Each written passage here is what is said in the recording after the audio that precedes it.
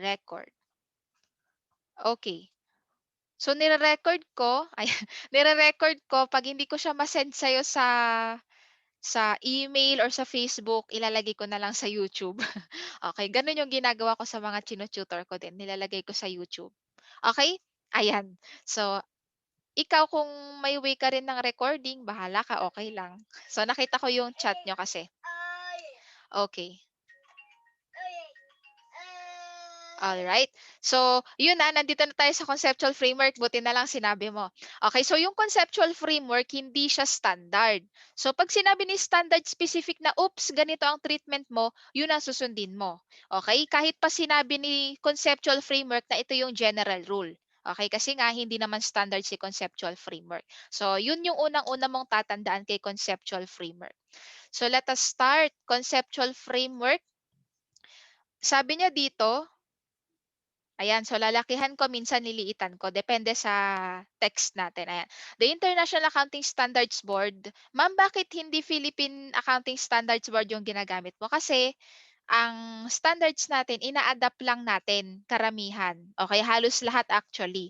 So nagbago si IFRS ng leasing niya, nagbago din tayo ng PFRS natin sa leasing. So that's PFRS number 16. So bago si number 16, meron pang mas nauna, PFRS number 15, Revenue on Contracts with Customers. So ikaw, try mong basahin, no? Ayan. And then sometimes, pag nag-aaral ka ng accounting, kaya i-familiarize mo yung sarili mo, pwede mo i-memorize. Mas maganda kung memorize mo. Pero pag familiarize naman, it's more or less memorize mo na rin eh. Let's say, Philippine Accounting Standards number 1, ano ba yun? It's all about your general information sa financial reporting. Yun yung standards number 1 mo. Ano si Philippine Accounting Standard number 2, yun yung inventory, and so on and so forth. And to tell you, kahit ako, hindi ko siya memorize, no? Hindi mo ko matatanong ngayon, uy, ano ang PFRS number 11? Pwedeng meron ako mga idea, pero hindi ko siya memorize, okay? But sa case mo, ang masasabi ko na lang sa'yo, best na gawin mo, i-memorize mo siya. Although sa akin kasi hindi ko siya memorize eh. Kasi ang nasa isip ko that time, hindi naman ako tatanungin ng board exam at ng examiner, hindi siya magsasayang ng isang question para lang tanungin ko anong standard ito. Parang ganun kasi yung nasa isip ko. But it's up to you, okay? So at least alam mo na medyo pa-genius lang, uy, alam mo ba ang accounting standards number ganito? O, di ba? At least ikaw alam mo. So, ang International Accounting Standards mo, itong conceptual framework, you are only setting out objective of financial reporting. So, ano bang objective ng financial reporting? It's for you to report in general. Okay? Report in general ano yung nangyari kay company, ano yung nangyari sa performance niya. Pag sinabing position of the company, it's more on tackling ano yung nandun sa statement of financial position niya. Magkano cash mo as of today? Magkano AR mo as of today? Pag sinabing financial performance naman, nagkaroon ka ba ng kita or nalugi ka this year? So, yun lang yung idea nun, okay? Ano pa? Ano pang objective ng financial reporting? To provide information useful for decision making. So, anong decision making yon? Yung decision making naman na yon, that is regarding, okay, your different users. Pwedeng internal user tsaka external. So, meron ka kasing external, those are your primary users. Okay?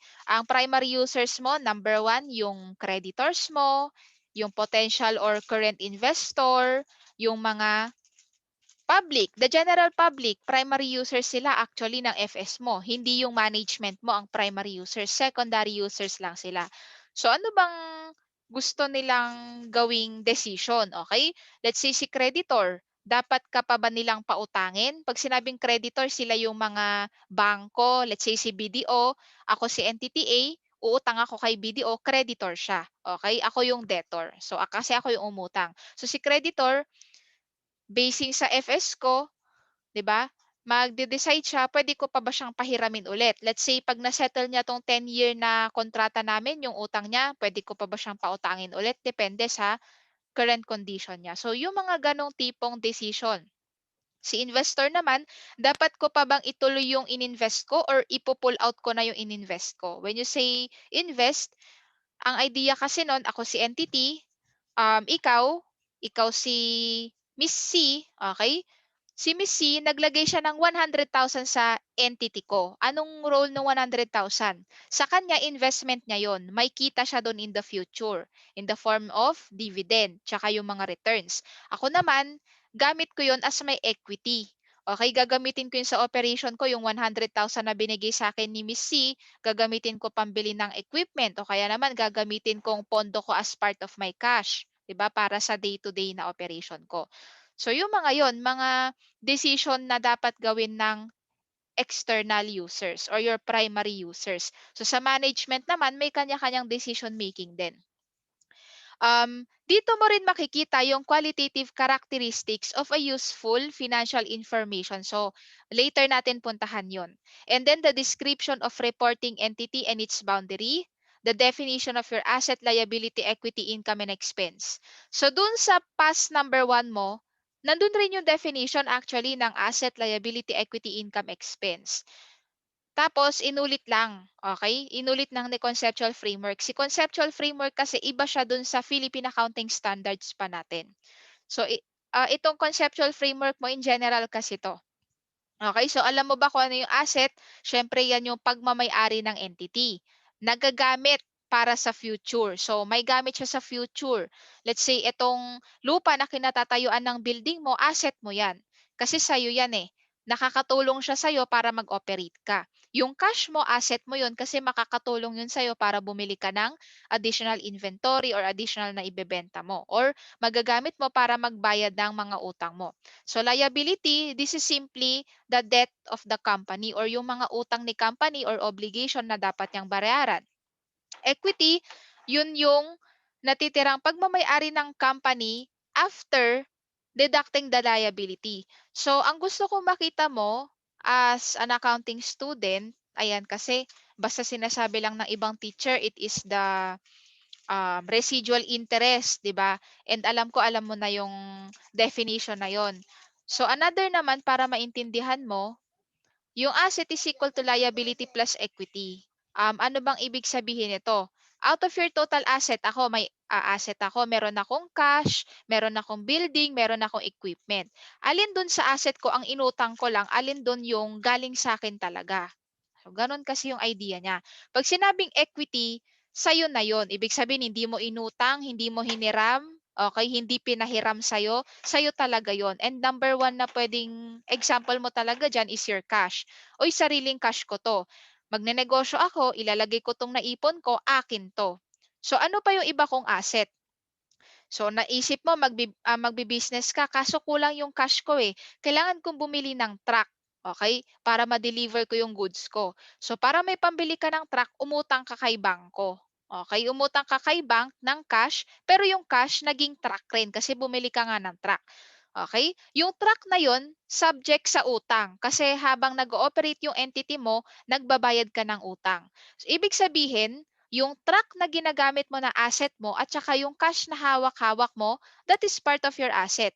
Pero dun sa mga asset mo na yon, truck is utang kasi hindi mo pa siya bayad ng buo. Okay? Utang mo pa lang yon kay bangko. Okay? Yung ano niyan, yung titulo niyan, okay, let's say the deed of sale, naka-collateral yan kay bangko para security na ikaw ay magbabayad ng utang mo. Ang totoong sa'yo lang, itong cash na galing sa inipon mo ng 5 years para makapag-business ka.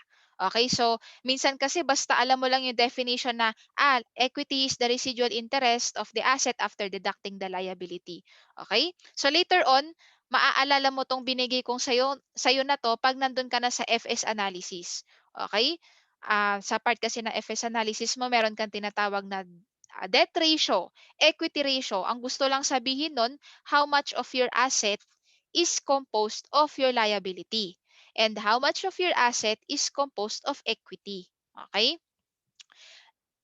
Move on na tayo. Another na binibigay sa atin ni conceptual framework is the criteria for including asset and liability sa FS. Pag sinabing criteria, ito yung paano natin masasabi na itong asset na 'to ilalagay natin siya sa FS natin, or itong cash na 'to paano mo masasabi na ilalagay mo siya sa FS? Or bumili sa'yo si customer, paano mo masasabi na yung amount na binili niya sa'yo na hindi pa niya nababayaran kasali yun sa part ng mga accounts receivable mo. So, si conceptual framework, aside from your normal standards, nagbibigay siya ng criteria kung kailan ka magre-recognize. Yun yung tawag nun, the recognition. Okay? And then, it will also give you guidance kung kailan ka magde-recognize. Pag sinabing de-recognize, remove. Okay? So, meron akong isang student nung minsan. Hindi siya student pero nagpatulong siya sa hindi seat work, parang assignment, parang gano'n sa module. So ngayon lang din. Nakita ko isa sa mga tanong, ganito pala 'no 'pag online, bibigay sa'yo ano yung definition ni de-recognition, yun pala yung tinatanong de-recognition. Ano naman binigay niyo yung definition ni recognition, parang fill in the blanks ba, yun pala yung tinatanong niya, recognition, de-recognition. So grabe, kung gano'n pala yung lesson ngayon, mahihirapan talaga yung student maka-cope up. Anyway, nakuwento ko lang. And then, measurement basis, si conceptual framework, ano lang siya, in terms of measurement basis, ang binibigay niya lang general. Okay, ang measurement basis kasi natin marami, historical cost, ibig sabihin, yung ballpen na ginagamit mo ngayon, magkano mo ba yan nabili nung binili mo? Is it 20 pesos, 50 pesos? Kung 50 pesos mo siya nabili, assuming supplies mo yan sa business mo, 50 pesos mo siya i-recognize. Meron ka ring tinatawag na fair value method. Yung fair value method, kung ano yung asset na minimeasure mo at fair value, kailangan every end of the period kunin mo yung fair value equivalent niya sa market. Okay? Pero di bale dadaanan natin kung ano ba yung ibig sabihin ng fair market value, ano ba yung realizable value na yan. Pero siguro may background ka na, no? And then another na binibigay ng conceptual framework is the concepts and guidance on presentation and disclosure. So ano yung mga kailangan mong i-present, ano lang yung kailangan mong i-disclose. Pag sinabing disclose, dun mo lang siya nilalagay sa notes to financial statement. Ayan. So, punta tayo dito ngayon sa purpose ng ating conceptual framework. So this is to assist the board to develop IFRS based on consistent concepts resulting in financial information that is useful to investor, lender, and creditor. Kung makikita nyo itong purpose, sinabi niya si investor, lender, and creditor kasi sila yung basic na users natin. Okay? Or primary users. Mas maganda yung word na primary users. Your conceptual framework also assist preparers. So si preparer din, ina-assist niya ako. Magpe-prepare ako ng FS, anong guidance ko? Or ano magiging basis ko sa pag-prepare? Okay, aside from the standard, pwede akong i-guide ni conceptual framework. And to assist all parties to understand and interpret the standards. Ayan.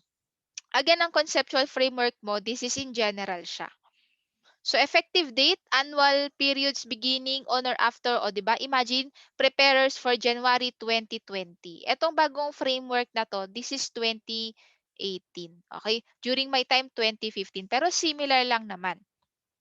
And ang effectivity, it lasts for years. Let's say, natapos ngayon itong conceptual framework na revise, effective pa siya ng January 1, 2020. So, ibig sabihin ngayon, effective na siya. Kasi 2021 na ngayon. So sa previous conceptual framework issued noong 2010 and 1989. So 2010 pala, akala ko 2015. At 2015 yata hanggang sa amin yung yung dating conceptual framework.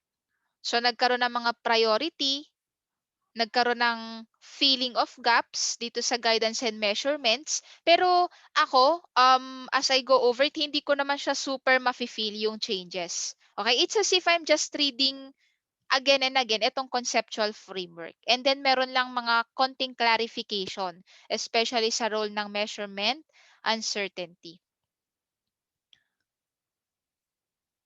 Ito. Definition, sabi niya, nag-update kasi siya ng definition ng asset and liability. At saka sa criteria for including. Pag sinabing criteria for including, ito yung kailan ko siya i-include sa FS ko. Kailan ko siya aalisin as part of my asset or as part of my liability. And nag-clarify siya, sorry, regarding prudence, stewardship, measurement, uncertainty, substance over form. So, ito kasing prudence, Siguro kinlarify niya kasi last time sa amin tinatawag 'tong conservatism theory. Pero sa prudence, gusto lang niyang sabihin or yung concept na 'to gusto niyang sabihin na kapag nagre-recognize ka at saka nagdede-recognize ka, you have to be careful. Okay, so i-relate ko na siya dun sa tinatawag na conservatism theory. Sabi kasi ng theory na yon, do not overstate your asset or do not understate your liability. Okay? Parang siyempre sino ba naman ang entity na gustong mag-declare na may 1 million na liability siya? Siyempre wala. Parang yun yung point niya. So, you have to present that on your FS kahit hindi siya magandang tignan. Okay? You have to also be honest. And hindi mo rin pwedeng ilagay doon naman na meron kang additional 1 million kasi alam mong mananalo ka. Okay? Pagdating kasi sa asset, gusto kong tandaan mo to, pagdating kasi sa asset, hindi mo siya pwedeng i-recognize hanggat hindi pa nangyari. Okay? Let's say meron kang kaso. Dalawa lang naman ang puwedeng mangyari. It's either mananalo ka dun sa kaso or matatalo ka, okay? So, I think this is the best example. So, sa side ng liability, alam mong matatalo ka, okay? 'Pag dumating ka dun sa mga provisions later on sa liability, mata mo 'to. 'Pag alam mong matatalo ka, malaki yung tyansa or malaki yung probability. You have to recognize provision, okay? Ayan. So, provision is part of your liability o kaya magdi-disclose ka. Alam mong matatalo ka eh. Pero, pagdating sa asset, alam mo may chance kang manalo. Hindi ka pwedeng mag-recognize ng asset or hindi ka pwedeng mag-recognize ng receivable or hindi ka pwedeng mag-recognize ng cash agad-agad sa financial statement. Kasi, sabi ng standard natin, you only recognize asset once it is virtually certain. Pag sinabing virtually certain, nangyari na. Nanalo na ako sa kaso, dinismiss na ng court yung kaso, ako yung nanalo. So, i-indemnify niya ako ng 1 million. Okay? So, ayun. Yun yung sa asset natin. So, sa stewardship naman, simply ano lang ito eh. Ano ba yung meaning ng stewardship? More on sa side ng income. Ganon. So, gaano kaganda yung naging performance mo or pagpapatakbo ng business mo for this year. And then you have your measurement uncertainty, substance over form. Mamaya tong measurement uncertainty, punta tayo sa substance over form. Sa substance over form, parang sa tao lang din, di ba? Ano lang yun eh, sa presentation, di ba ang mas mahalaga, nilagay mo doon kesa sa form ng let's say sa FS mo. So mas madig deeper natin yan sa mga parts. So sa chapter 1, bilisan natin ng konti. So check ko yung mga important measures. The objective of financial reporting, to provide information useful for decision making. Nabanggit ko na to kanina. Ano yung mga decision involved sa mga decision maker? Dapat ka pa bang pautangin? Dapat pa bang mag-invest sa'yo? Okay? Sa pag-vote. And then, to make decision, users assess yung future mo, future na pwede mangyari sa entity. What else? Yung future na pwede bang mangyari. Will you be still able to, anong tawag nito? Pwede ka pa bang mag-operate ulit? Ayan. Or are you going to be a going concern entity? Parang until and then, mag-ooperate ka pa ba? Kaya mo pa ba? And then of course, your management stewardship, kung okay ba. Ito yung stewardship natin, users of financial report needs to help them assess management stewardship. So, the conceptual framework explicitly discusses this need as well as the need for information that helps users assess the prospects for future net cash inflow to the entity. So, kailangan kasing malaman ng mga users mo, yung users mo external at saka yung management mo. Kung okay pa ba yung operation mo, ano yung dapat mong i-improve at saka saan ka pa dapat magbago. At saka kung okay ka pang magtuloy-tuloy ng operation. So to make both this assessment, users need information about both the economic resources. Kailangan makita mo ano pa yung asset natin, ano pa bang natitira, anong meron tayo, ano yung mga obligation natin, baka mamaya obligation is greater than the asset na pala, 'di ba? And ano yung mga changes sa resources at saka sa claims natin. And gaano mo kaganda mina-manage yung cash mo, gaano mo kaganda mina-manage yung buong operation, 'di ba? Baka mamaya yung inventory mo may mga overstocking ka na pala, so pangit yung mga gano'n. So dun papasok yun, how efficiently and effectively the entity is managing itself.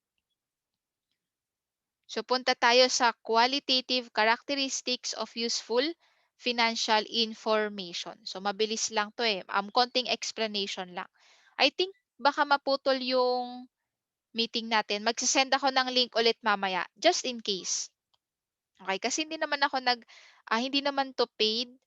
Dun naman sa Google Meet 'pag gumamit ka ng free wala ding recording. So, sayang naman. So, okay lang dito na lang. Enter ka na lang ulit mamaya. Ako ng link. Qualitative characteristics of useful information. Meron ka kasing dalawang characteristic. Isa, qualitative. Yung isa naman, enhancing characteristic. So, unahin natin tong qualitative.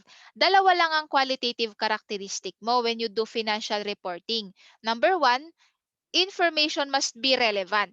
Pag sinabing relevant na makikita mo dito sa baba, information should be capable of making difference sa decision making.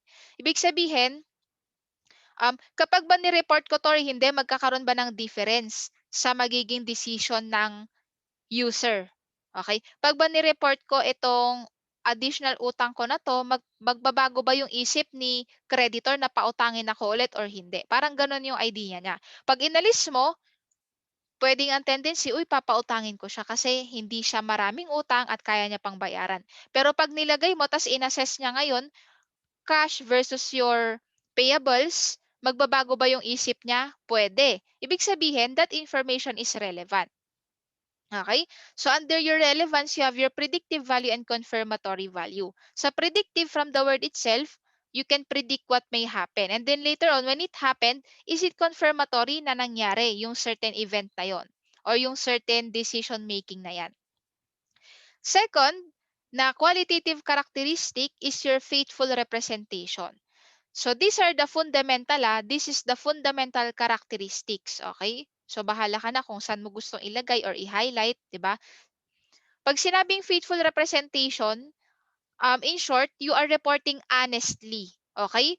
Wala kang kinikilingan, you are not reporting dahil ikaw ay manager, you are not reporting dahil alam mong, uy, lugi yung ire-report ko, hindi ganon, okay?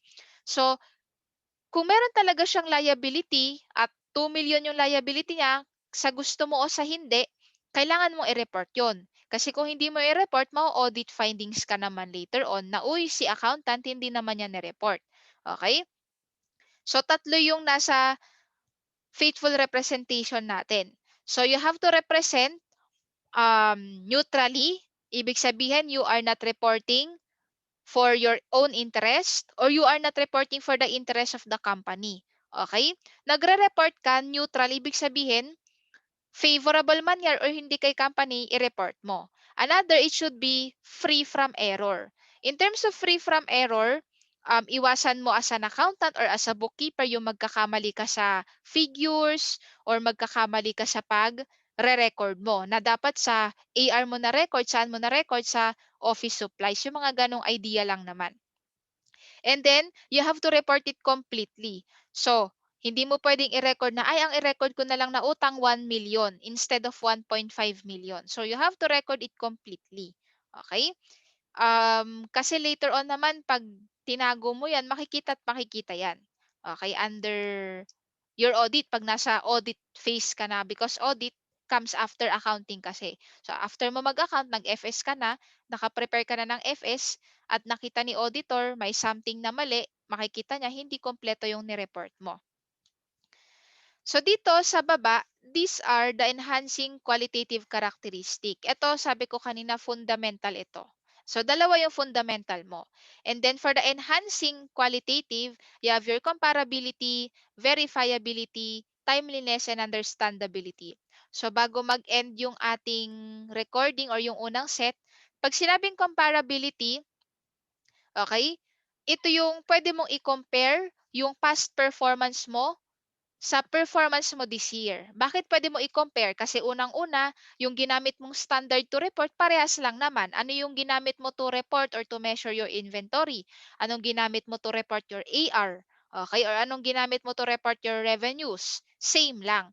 And then another, yung standards kasi na ginagamit mo is the same with the standards of another entity.